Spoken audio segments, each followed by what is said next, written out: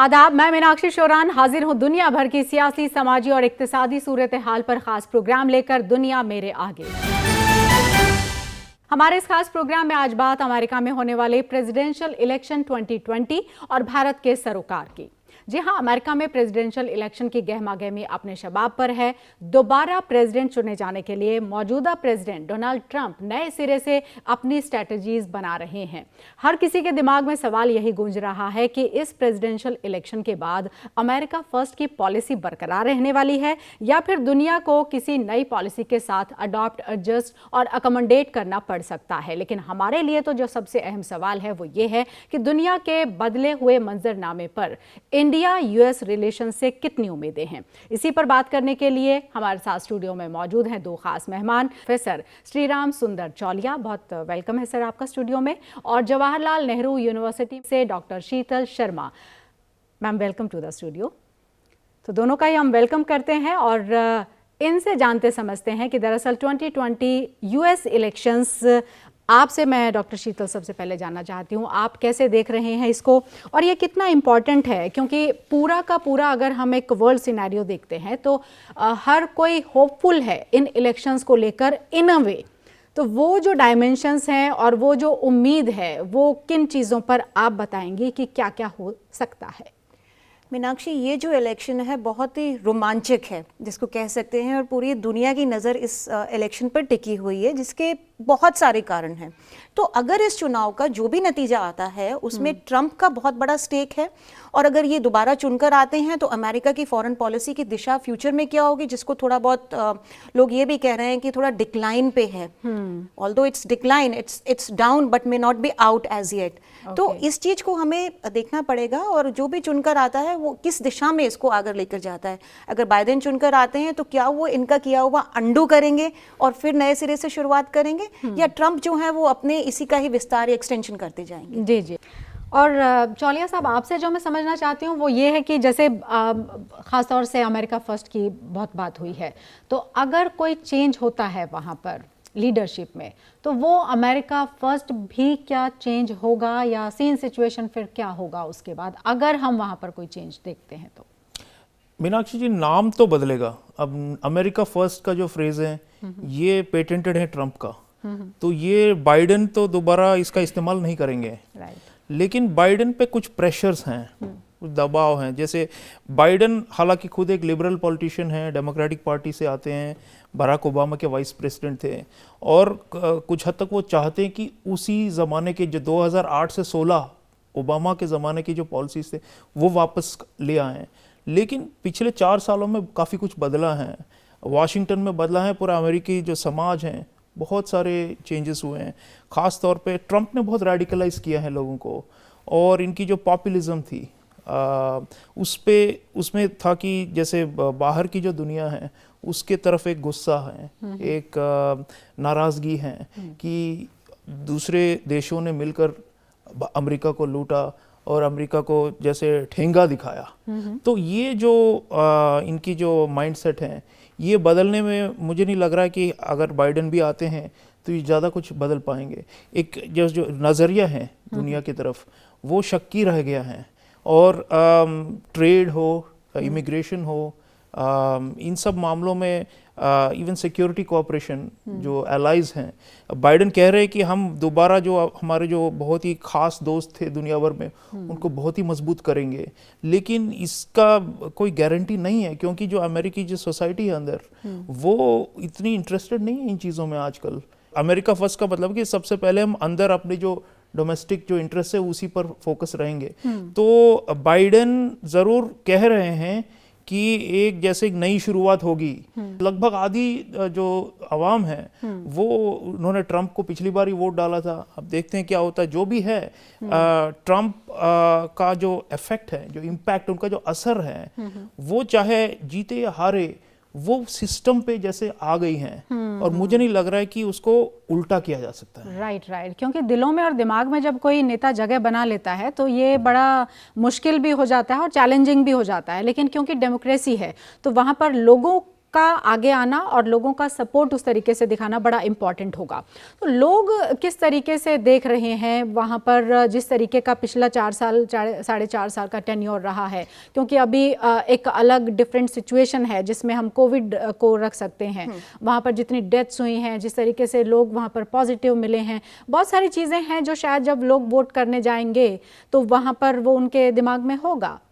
मीनाक्षी, एक बड़ी इंटरेस्टिंग सी बात यहाँ पर डिस्कस करते हैं कि अगर हम आइडियोलॉजीज़ की बात करें और आइडियोलॉजीज़ को एक स्पेक्ट्रम पे लगाएं, मान लीजिए एक्सट्रीम राइट दक्षिणपंथी से लेके और वामपंथी तक अगर हम दूसरे छोर पे बिठाएं, तो भारत में तो बहुत तरीके की पार्टी हैं जिनको आप जगह जगह पे प्लेस कर सकते हैं कि ये एक्सट्रीम राइट हैं, ये लिबरल हैं, ये सेंट्रिस्ट हैं, लेफ्ट टू द सेंटर वगैरह हैं। बट यहाँ पे प्राइमरीली जो है वो दो के बीच में होता है, रिपब्लिकन्स और डेमोक्रेट्स के बीच में। तो रिपब्लिकन्स जो है वो थोड़े से राइट को शिफ्ट करते हैं, बहुत एक्सट्रीम राइट नहीं बट थोड़ा राइट विंग होता है। और लिबरल्स, इनको हम डेमोक्रेट्स को जो है कभी भी लेफ्टिस्ट नहीं कहते हैं, इनको हम लिबरल की भाषा में कहते हैं, जिनका थोड़ा सा लचीला वो रवैया रहता है। अब ये जो है ये प्रो अलायंस रहते हैं या मिलजुल कर कंसेंसस के थ्रू काम करने की कोशिश करते हैं। जो ट्रंप ने किया वो थोड़ी सी दक्षिणपंथी विचारधारा थी, इन द सेंस कि रेसिस्ट सुपीरियरिटी, वाइट सुपीरियरिटी, अपने लोगों के लिए बाहर से इमिग्रेंट्स को आने के लिए बंद किया। कहीं ना कहीं, जैसे अभी श्रीराम ने बताया ना कि कहीं ना कहीं उन्होंने जितनी भी परेशानियां अमेरिका में हो रही थी उनका जिम्मेवार बाहरी लोगों को ठहराया कि उनके कारण है। दूसरा पर्सपेक्टिव ये है कि कहीं ना कहीं अमेरिका ने ये सोचा कि हम शायद बहुत ही ज़्यादा अपने को वर्ल्ड में एंगेज कर रहे हैं, कहीं पे हम इधर पुलिसिंग कर रहे हैं, कहीं पे हमारी सेना वहाँ पे है। तो उन्होंने कहा एक इनवर्ड लुकिंग अप्रोच कि भाई अमेरिका फर्स्ट, की इनके मुद्दे जो हमारे लिए आएंगे। अब आप अगर प्रेसिडेंशियल डिबेट की तरफ देखें जो कि हुआ, अब बार बार कहीं ना कहीं ट्रंप ने क्या किया, एक ऐसा कार्ड उछालने की कोशिश की जहां पे वो अपनी इन सारी चीजों को लाके लोगों के सामने पेश करें कि देखिए मैंने ये किया, मैं विड्रॉल ऑफ ट्रूप्स कर रहा हूं। इनकी जो फॉरेन पॉलिसी रही है पिछले 10-15 साल 20 सालों से, उसने सारा वॉर ऑन टेरर को रिफ्लेक्ट किया है, जो मेजर फॉरेन पॉलिसी है। और उसमें क्या रहा है, वॉर ऑन टेरर तो है ही है, उसके साथ जो इनके साथ अलायंसेज रहे, जैसे नाटो रहा है या यूएन के रहे हैं, यूनिलैटरली रहे हैं, या वो कंट्रीज जो इनके लिए स्ट्रैटेजिकली इंपॉर्टेंट थी। तो कहीं ना कहीं ट्रंप जो थे ये इन मुद्दों को लाना चाह रहे थे कि उन्होंने क्या किया, because he was in power, वो 4 साल से सत्ता संभाल रहे हैं, तो उनको एक तरह से रिपोर्ट कार्ड देना पड़ा अपना। पर कहीं ना कहीं इस ट्रंप के डिबेट में जब आप देखेंगे, प्रेसिडेंशियल डिबेट में देखेंगे, ट्रंप कई जगह पे ना थोड़े से डिफेंसिव से नजर आए कि मैंने ये इसलिए किया, मैंने ये इसलिए किया, क्योंकि उनको जस्टिफिकेशन देना पड़ रहा। पर जो आवाम है, अमेरिका के जो लोग हैं, वो बार बार इसको खींच कर ला रहे थे अपने मुद्दों पे, क्योंकि आप अकेले फॉरेन पॉलिसी पे नहीं लड़ सकते हैं, आपका डोमेस्टिक इलेक्शन है, आपका कोई ऐसा नहीं है। और डोमेस्टिक में ये नहीं कि आपके समाज में कोई परेशानी नहीं है, पिछले 4 साल में बहुत सी परेशानियां रही हैं, पोलराइजेशन रहा है, रेसिज्म रहा है, लोग बढ़ चुके हैं। तो एक तरह से कानून का, रूल ऑफ लॉ, इन सब चीजों से रिलेटेड काफी हैं।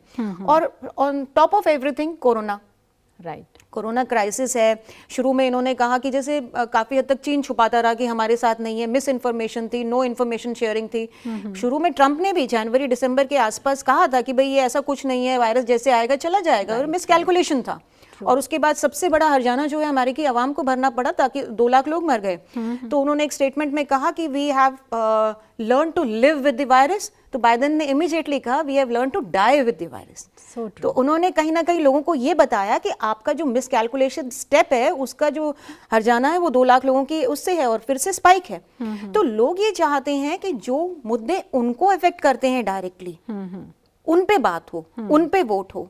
कितना अंडू कर पाएंगे, कितना नहीं। हाँ, ये बात जरूर है कि कहीं ना कहीं एक इमेज ऐसी बना दी कि अमेरिका ने सोचा हमें क्या जरूरत पड़ी है पूरी दुनिया के बातों में ठेका उठाने की या वहां पे पैर फंसाने की। बट ये जरूर है कि अमेरिका फर्स्ट की बाइडेन अंडू तो नहीं कर पाएंगे, बट जो एक स्ट्रैटेजी है, एक अप्रोच जो है डील करने की मल्टीलैटरल इश्यूज पे या दूसरे देशों से, इंडिया की भी बात करेंगे हम, कि उनसे जो स्ट्रैटेजी रही है रीजनल इश्यूज से लेके बायलैटरल इश्यूज तक, वो जरूर बदलाव में आएगी। राइट। और जिस तरीके की डिबेट्स वहाँ पर हुई हैं, और यही कहा गया कि ये एनर्जी और सब्सटेंस का एक तरीके से परफेक्ट कॉम्बिनेशन है, क्योंकि जितना एनर्जेटिक ट्रंप रहते हैं या पब्लिक डोमेन में जिस तरीके से वो आते हैं, और वहीं सब्सटेंस की बात बहुत हद तक जो बाइडेन की तरफ से की जाती रही है। तो वैसे में जो इंटरनल इश्यूज़ हैं जिसका जिक्र किया मैम ने भी कि वो बड़ा इंपॉर्टेंट है, और ख़ास तौर से जिसमें रेसिज्म रेसिज्म की बात है, ब्लैक लाइव्स मैटर जिस तरीके का मूवमेंट वहां पर चला, ये सब चीजें कितना इम्पैक्टफुल होती हैं यूएस जैसे इलेक्शन में? बहुत असरदार होंगे मीनाक्षी, बिकॉज ये हस्तियां तो दो अलग ही हैं, बिल्कुल जैसे आपने कहा ट्रंप और बाइडेन, लेकिन साथ साथ वो सोशल फोर्सेस को रिप्रेजेंट करते हैं। तो बाइडेन जो मल्टीकल्चरलिज्म लिबरल व्यू पॉइंट के से आते हैं, और ट्रंप जो है फार राइट हैं और कंजर्वेटिव व्यू पॉइंट हैं। तो इन दोनों में काफ़ी फ़र्क हैं इस विषय पर, ये जो सोशल आइडेंटिटी इश्यूज। ट्रंप ने बेड़ा उठाए हैं लॉ एंड ऑर्डर। वो कहते हैं कि जो पुलिस है वहाँ की लोकल यूएस पुलिस, वो हीरो हैं और इन्हें हमारा साथ देना होगा, और पूरी जो सोसाइटी है, स्टेट है, वो सब पुलिस के पीछे हमें खड़ा होना चाहिए। और हमें ये जो तोड़फोड़ कर रहे हैं सड़कों पे, ब्लैक लाइव्स मैटर और जितने बाकी जो माइनॉरिटी मूवमेंट्स हैं, उन्हें इन्होंने पेश किया है कि जैसे ये कोई बहुत बड़े एंटी सोशल एलिमेंट्स हैं, और ये लोग ज़्यादा हिंसा में विश्वास रखते हैं बजाय कंस्ट्रक्टिव चेंज के।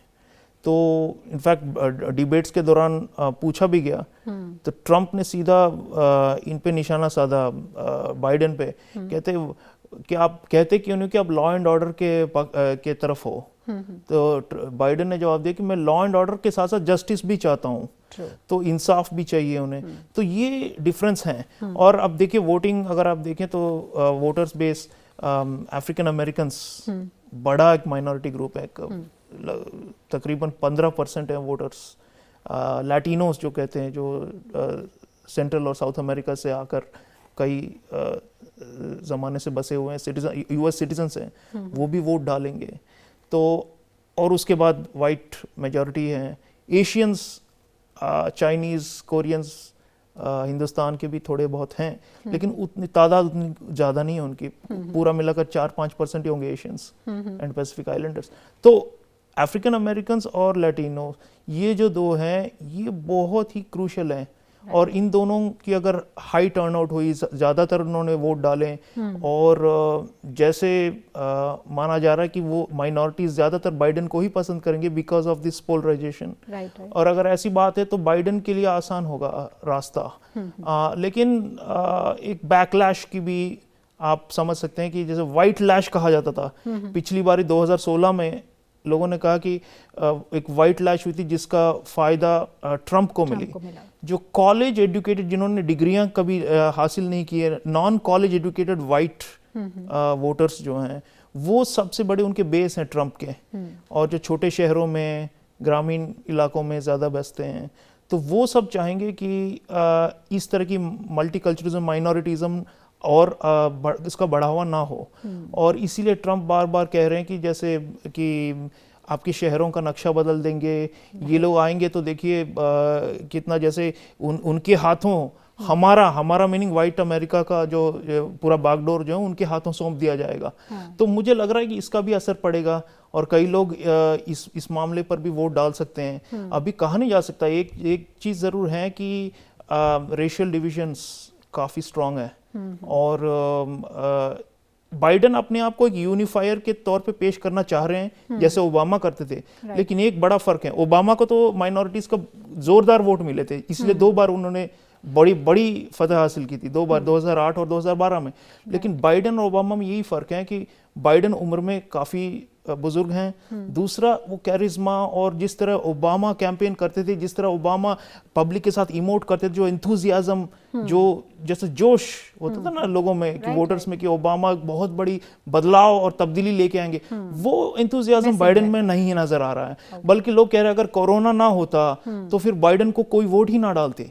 तो मेरा ये मानना है कि बाइडेन जो है वो एक इंडिविजुअल, एक पर्सनालिटी के तौर पर आप देखें तो कमजोर हैं ट्रंप के मुकाबले। लेकिन जो फिलहाल जो हालात हैं, ऑब्जेक्टिव रियलिटीज है, आपने रेस की बात की है, हेल्थ केयर की बात की है, इकोनॉमी की बात की, तो अमेरिका बहुत ही बड़े क्राइसिस से गुजर रहा है। तो क्राइसिस की वजह से लग रहा है कि बाइडेन का हाथ अभी भारी है। ओके, बट स्टिल क्योंकि हम इंडियंस हैं तो हमारे लिए बड़ा इम्पॉर्टेंट है, क्योंकि एक जो जिसकी बात सबसे ज़्यादा होती है मैम, वो वीज़ा है। और वीज़ा पॉलिसी में भी जब वहाँ पर रिपब्लिकन या डेमोक्रेट्स का जो एक शिफ्ट होता है तो क्या उसमें भी कोई चेंजेस आते हैं? क्योंकि जैसा सर ने कहा कि 4 to 5% ही चाहे हैं और उसमें भी सारे लोग शायद वोटर्स तो नहीं होंगे, लेकिन बावजूद उसके हमारा जो डायस्पोरा है वो कितना इम्पॉर्टेंट वहाँ पर रोल प्ले करेगा? और उसके अलावा जो ज़्यादा इम्पॉर्टेंट है वो वीज़ा इशू, क्योंकि ये हमेशा ही बहुत बड़ा बर्निंग इशू एक तरीके से रहता है, ये कितना आपको चेंज होता है या फिर कांस्टेंट रह जाएगा एज इट इज़? मीनाक्षी, मैं फिर से इसको एक बड़े ब्रॉड कैनवस पे डिस्प्ले करना चाहूँगी इन सारे इश्यूज़ को। उसमें बाइडेन और ट्रंप का भी अगर कंपैरिजन करें, दो शख्सियत का कंपैरिजन करें, तो हालांकि 70 से ऊपर ज़्यादा अंतर नहीं होता है, चाहे आप 74 हो चाहे 77 हो। Right. बट ये है कि कहीं ना कहीं जो एनर्जी, रोबस्ट, एक प्रभावशाली व्यक्तित्व जिसको आप कह सकते हैं, एक शख्सियत के रूप में ट्रंप आते हैं। और उन्होंने क्या किया, आते ही ये कहा कि देखो ये हमारा घर है, this house is not in order, ठीक है, how to set it in order, हमें ये करना पड़ेगा। और इसमें डिसऑर्डर क्रिएट करने के लिए कौन लोग जिम्मेवार है? आइडेंटिफाइड ये कॉन्स्टिट्यूएंसी जिम्मेवार है। तो आते ही उन्होंने शुरुआत से ही करना शुरू कर दिया कि वीजा पे रिस्ट्रिक्शन लगानी शुरू कर दी कि ऐसे ही कि कोई ना चला आए यहाँ पर कि भाई, क्योंकि ये लोग जो आ रहे हैं उसका बेनिफिट तो है, चलिए प्रोफेशनल है, इंटेलेक्चुअल बेनिफिट है, वर्किंग क्लास आ रही है, बट उसके साथ क्राइम आ रहा है, डिसऑर्डर आ रहा है दूसरी तरीके के। दूसरा आप देख लीजिए मेक्सिको की वॉल खड़ी करने के बाद, उस पर तो कितना इशू हुआ था कि बजट है, ये है, वो है, और मेक्सिको में वॉल खड़ी कर देंगे, इनको उधर सेपरेट रखना है। अब वॉल से भी रिलेटेड क्या इशू थे, अभी अभी आपने देखा होगा हाल फिलहाल में कि न्यूज़ में कुछ ऐसे क्लिपिंग्स थे जिसमें बच्चों को उनके फैमिली से सेपरेट कर दिया गया था कि भाई इमिग्रेंट्स के बच्चे हैं, और वो हालांकि ट्रंप कह रहे हैं कि भाई उनकी भलाई के लिए उनको ऐसे केयर में रखा गया है जहाँ ये सब होगा, बट बच्चों के रोते हुए वीडियोस ने काफ़ी सेंसेशन और इमोशनल सेंटिमेंट को वो किया था। तो जो ट्रंप की नीतियां हैं, कहीं ना कहीं उनकी जो पॉलिसियां हैं वो इस तरीके की हैं कि ये प्रॉब्लमेटिक है, ये रीज़न है उसका, तो इसको दूर किया जाए। अब उसके बनिस्बत अगर हम बाइडेन को देखें, एक सॉफ्ट सौम्य पर्सनैलिटी है जो प्रभावशाली हो भी सकती है, बट अभी जो जिस तरीके की पर्सनालिटी के कॉन्ट्रास्ट में खड़ी है वहां कहीं ना कहीं वीक नजर आ रही है। हालांकि 3 साल का अंतर में कोई ज्यादा नहीं मानती, बट फिर भी we can wish them pink health at least. हाँ, he is in good health। और फिर ट्रंप बार बार कि ये बड़े हो चुके हैं, और मेरे हिसाब से तो किसी को मेंटल उस पे वो करना कि ये थक चुके हैं, ये सब इट्स नॉट अप्रोप्रिएट, आप जिस लेवल का वो करें, बट चलिए सबके अपने अपने विचार हैं। तो जब इधर आप बाइडेन को देखते हैं तो वो किस तरीके की नीति लाएंगे, वो क्या है कि कोलैबोरेशन पे चल रहे हैं, अलायंस पे चल रहे हैं, सबको मिला के चल रहे हैं। जब मिला के चलते हैं तो आप थोड़ा लचीला रहते हैं, लचीले रहते हैं तो वो आपकी पर्सनालिटी में भी नजर आता है, आप थोड़े सॉफ्ट हो जाते हैं। अब क्या होगा, वीज़ा के ऊपर क्या होगा? ये तो ज़रूर है कि हमारे लिए वीज़ा एक इम्पॉर्टेंट इशू है, क्योंकि हमारी भी आवाम जो है, इंडिया में आप किसी से भी बात कीजिए तो अमेरिकन ड्रीम एक ड्रीम रहता है, हमारा बच्चा अमेरिका में पढ़े, हमें अच्छी नौकरी मिले, वहाँ की इंजीनियरिंग और ये सब, सिलिकॉन वैली सबको अट्रैक्ट करती है, स्टार्टअप्स वगैरह काफ़ी स्कोप है। पर अमेरिका जब अगर ट्रंप एडमिनिस्ट्रेशन आती है तो वो थोड़ी सी रिस्ट्रिक्टिव रहेगी, ज़रूर रहेगी। उसमें आप यूनिफिकेशन मान लीजिए, या आपके जॉब के या वीज़ा की एक्सटेंशन के मान लीजिए, बहुत मुश्किल, आपको बहुत मुश्किल तो नहीं है कि, बट थोड़ा सा उसको, अब इसको भी हमें इसके हिसाब से देखना पड़ेगा कि उनकी इंडिया के प्रति क्या अप्रोच रहती है। और यहाँ पे अगर बाइडेन आते हैं तो हाँ, आप थोड़ा लचीला आप सिस्टम एक्सपेक्ट कर सकते हैं कि अब आने वालों को वेलकम होगा, वो ठीक रहेगा। बट यहाँ पे एक बड़ा इंटरेस्टिंग सा केस है जो मुझे यूरोप की तरफ भी लेकर जाता है हमेशा। यूरोप में भी प्रवासियों के और रिफ्यूजी क्राइसिस के बारे में बहुत सी बातें हुई हैं। हर व्यक्ति जो भी कहीं दूसरी जगह जा रहा है, he thinks he is the last man on the boat, और उसके बाद आने वालों के लिए एंट्री डिनाइड रहे, क्योंकि आप अपना लेजिटिमेट वहाँ पर हक चाह रहे हैं। आप ये चाह रहे हैं कि आपको वेस्टर्न लिबरल ह्यूमन राइट्स में बिलीव करने वाले उस एनवायरनमेंट की सारे बेनिफिट्स प्राप्त हों, पर इससे ज़्यादा अगर हो गया तो वो खराब हो जाएगा। तो डायस्पोरा भी एक बहुत ही डिफरेंट किस्म का रोल प्ले करता है। जैसे इजरायली डायस्पोरा है, वो इतना इंस्ट्रूमेंटल रोल प्ले करता है यूएस में, यूएस इजराइल के रिलेशनशिप को सीमेंट और मजबूत करने के लिए। और आप देखिए यूएस किस तरीके से इजराइल का सारे का सारा तेल अवीव से उठाकर जेरूसलम में आप कैपिटल बना रहे हैं, कितना हक दे रहे हैं। तो सारा जो अरब इजराइल कॉन्फ्लिक्ट है उसमें पूरा का पूरा यूएस का सपोर्ट जो है इजराइल को। अब ये जो डायस्पोरा हमारा है ये डिवाइडेड भी है। पिछली बार तो बहुत एविडेंट था, जब आप ट्रंप का पहला वाला इलेक्शन कैंपेन देखें तो उसमें इतने वीडियोस और इतने सारे इंडियंस जो थे, इंडियन डायस्पोरा के अपने अपने तरीके से शॉर्ट क्लिपिंग, स्टेटमेंट्स और ये सब आ रहे थे। हालांकि इस बार उतना नहीं है। अब की बार ट्रम्प सरकार, इससे ज्यादा क्या हो सकता है? हाँ, वो ठीक है, अब की बार ट्रम्प सरकार, ये तो कई बार यूरोप में भी गूंजा है नारा, अब की बार कैमरून की सरकार तरह से। तो अभी हो सकता है उतना ना हो, बट येस हमारा डायस्पोरा जो है वो डिवाइडेड रहा है। वो थोड़ा सा जो एलीट एजुकेटेड प्रोफेशनल क्लास है वो हमेशा से इधर को झुकाव में रही है, डेमोक्रेट्स की तरफ। और जो वेल एस्टेब्लिश्ड सेकंड, यहाँ काफ़ी पुराना नहीं है यूरोप के कंपैरिजन में, बट ये जो है ये थोड़ा सा जो रिच कम्युनिटीज़ हैं और मतलब थोड़े से हल्के से कंजर्वेटिव रुझान के हैं, वो ट्रम्प के फेवर में जा रहे हैं। Okay ma'am. सर, जो मैं आपसे जानना चाहती हूँ चौलिया साहब, वो ये है कि 2+2 इंडिया अमेरिका डायलॉग, वो हमको कहाँ लेकर जाएगा, वो किस तरीके से हमें स्ट्रेंथन करेगा, और एक क्या है वो भी हम आपसे जानना चाहेंगे। प्लस इसका ना सिर्फ हमें बल्कि एक जो वर्ल्ड ऑर्डर है उस पर अगर इम्पैक्ट मैं आपसे समझना चाहूँ तो वो कैसे रहेगा? जी मीनाक्षी, देखिए दुनिया हैरान है कि इलेक्शन के एक हफ्ते पहले ही US secretary of state, US defence secretary उस कोने से यहाँ तक 20 घंटों का एयर ट्रैवल करके आए हैं 2+2 डायलॉग करने हैं। और कई लोग देखते हैं कि अच्छा भाई, इलेक्शन से पहले सारा जो फोकस है वो सियासत पे रहती है, फॉरेन पॉलिसी वगैरह तो लास्ट प्रायोरिटी होनी चाहिए। लेकिन नहीं, ट्रम्प एडमिनिस्ट्रेशन और चाहे बाइडेन एडमिनिस्ट्रेशन भी आए, लग रहा है कि हिंदुस्तान पे बहुत बड़ा इन्होंने बेट डाला हुआ है कि अगर हिंदुस्तान हमारे साथ है तब भी जाकर हम ये चीन का जो एक्सपेंशनिज्म है उसे हम रोक सकते हैं। तो ज़्यादातर मुझे लग रहा है कि चाहे बदले या फिर ट्रम्प 2.0 जो भी आए, ये जो स्पिरिट है कि स्ट्रेटेजिक पार्टनरशिप जो हम कहते हैं हिंदुस्तान और अमेरिका की, ये और मजबूत किया जाए। और इसकी वजह चीन तो है ही, लेकिन साथ साथ देखिए भारत बहुत बड़ी जमहूरियत है, एंड अमेरिका में ये जो ट्रम्प खुद उतना वैल्यू नहीं देते थे डेमोक्रेसी और ह्यूमन राइट्स वगैरह पर, लेकिन जो यूएस कांग्रेस हैं, अमेरिकन जो आम लोग हैं, पब्लिक ओपिनियन है, इनमें चीन की तरफ बहुत ज़्यादा शक हैं अभी, क्योंकि चीन जो भी करता है उसे ये लोग समझते हैं कि बहुत ही ख़तरनाक है। लेकिन हिंदुस्तान के लिए उनके दिलों में ख़ास जगह है। वो समझते हैं कि भारत जो है वो अमेरिका का दोस्त है और एक जैसा गहरा दोस्त है, और उसकी वजह है ये वैल्यूज़। तो उस बेसिस पर ये 2+2 डायलॉग अभी हमारे काफ़ी आगे बढ़ गए हैं। मिलिट्री इंटरऑपरेबिलिटी बहुत ही स्ट्रांग है।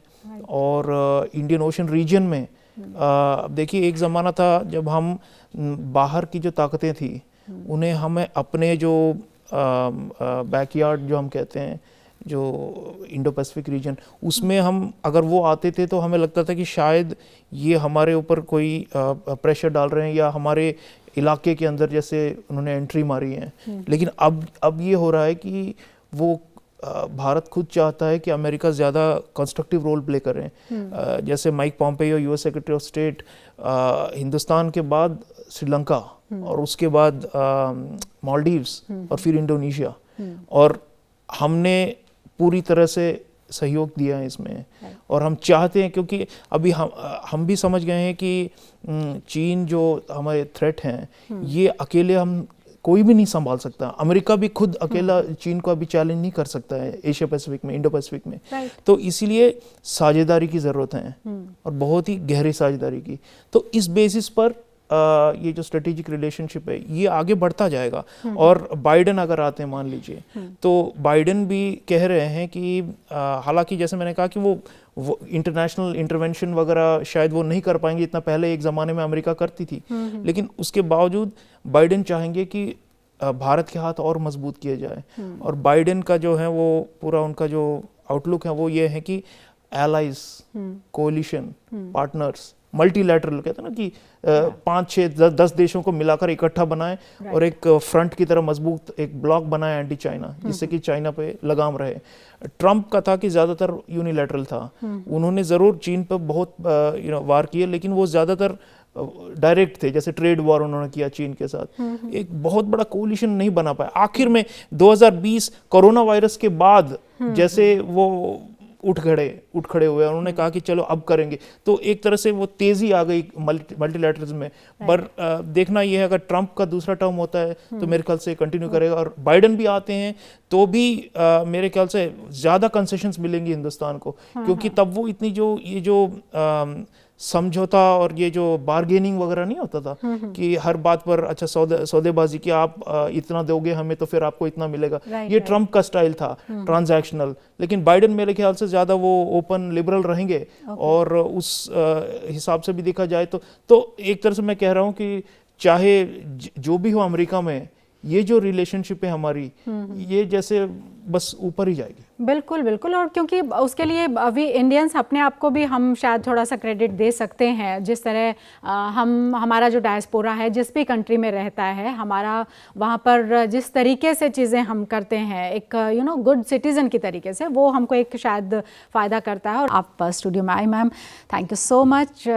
चौलिया जी, आपका भी बहुत बहुत शुक्रिया स्टूडियो में आने के लिए, हमसे बातचीत करने के लिए। तो आज की हमारी ये ख़ास पेशकश बस इसमें इतना ही। आप हम तक सजेशंस अगर भेजना चाहते हैं तो आप ज़रूर भेजिएगा हमें। हमारा ईमेल आईडी हम आपको बता देते हैं, ddurduspecials@gmail.com। और इसी के साथ हमारी पूरी टीम को इजाज़त दीजिए। आदाब।